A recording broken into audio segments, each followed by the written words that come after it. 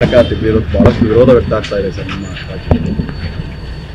ಇಲ್ಲ, ಇವಾಗ ನಮ್ದೇನಾಗಿದೆ, ಕರ್ನಾಟಕದಲ್ಲೂ ಕೂಡ ಇವತ್ತು ನಮ್ಮ KMF ಏನಿದೆ ನಂದಿನಿ ಬ್ರ್ಯಾಂಡು, ಇದು ಇವತ್ತು ನಂದಿನಿ ಬ್ರ್ಯಾಂಡು ದೆಹಲಿನಲ್ಲಿ ಮಾರಾಟ ಮಾಡ್ತಾ ಇದ್ದಾರೆ. ದೆಹಲಿನಲ್ಲಿ ಮಳಿಗೆಗಳಿದೆ.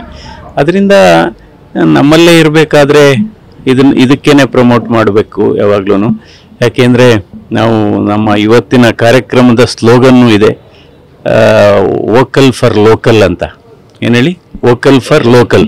ಸೊ ನಮಗೆ ನಮ್ಮ ನಂದಿನಿ ಮಿಲ್ಕು ಮತ್ತು ನಂದಿನಿ ಮಿಲ್ಕ್ ಪ್ರಾಡಕ್ಟ್ಸ್ ಏನಿದೆ, ಸೊ ನಾವು you to encourage local, vocal for local. So ಅದರಿಂದ ಸರ್ಕಾರ ಇದನ್ನು ಪರಿಗಣಿಸಬೇಕಾಗತ್ತೆ. ಇದರಲ್ಲಿ ಒಂದು, ಇವತ್ತು ನಮ್ಮ ನಂದಿನಿ ಪ್ರಾಡಕ್ಟ್ಸು ಏನಿದೆ, ಇವತ್ತು ತಿರುಪತಿನಲ್ಲಿ ತಿರುಮಲ ಟೆಂಪಲಲ್ಲೂ ಕೂಡ ಇದನ್ನೆಲ್ಲ ಯೂಸ್ ಮಾಡ್ತಾರೆ, ಇಲ್ಲಿಂದ ಬೆಣ್ಣೆ ಅಥವಾ ಹಾಲು ಕಳಿಸೋಂಥದ್ದು.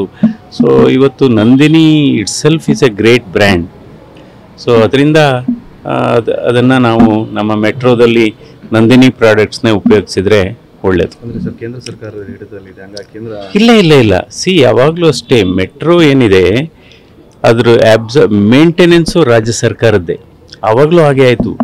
ಮೆಟ್ರೋದು ದರ ಜಾಸ್ತಿ ಮಾಡಿದಾಗಲೂ ಹಾಗೆ ಆಯಿತು. ಮೆಟ್ರೋ ಎಕ್ಸಿಕ್ಯೂಷನ್ ಟೈಮಲ್ಲಿ ಮಾತ್ರ ಕೇಂದ್ರ ಸರ್ಕಾರ ಇರುತ್ತೆ. ಅದು ಎಕ್ಸಿಕ್ಯೂಷನ್ ಆಗಿ ಆಪರೇಷನಲ್ ಆದಮೇಲೆ so it's purely responsibility of the state. ರಾಜ್ಯ ಸರ್ಕಾರದ ಉಸ್ತುವಾರಿಲೇ ಅದ್ರ ಮೇಂಟೆನೆನ್ಸ್ ರಾಜ್ಯ ಸರ್ಕಾರ ಅನುಮತಿ ಕೊಟ್ಟಿದೆ. ಅಲ್ಲ, ಅದು ಡೀಟೇಲ್ಸು ಕೇಳೋಣ. ಯಾಕೆಂದರೆ ಈಗ ತಾನೇ ನ್ಯೂಸಲ್ಲಿ ನಾನು ನೋಡಿದೆ, ಡೀಟೇಲ್ಸ್ ತಿಳ್ಕೊಳ್ಳೋಣ. ಅರ್ಜಿ ಹಾಕಿರಲಿಲ್ಲ, ಹಾಗಾಗಿ ಅಲ್ಲ, ಇದ್ರದ್ದು ನನಗೆ ಕಂಪ್ಲೀಟು ಡೀಟೇಲ್ಸ್ ಗೊತ್ತಿಲ್ಲ. ಸೊ ಡೀಟೇಲ್ಸ್ ತಿಳ್ಕೊಂಡು ಮಾತಾಡ್ತೀನಿ.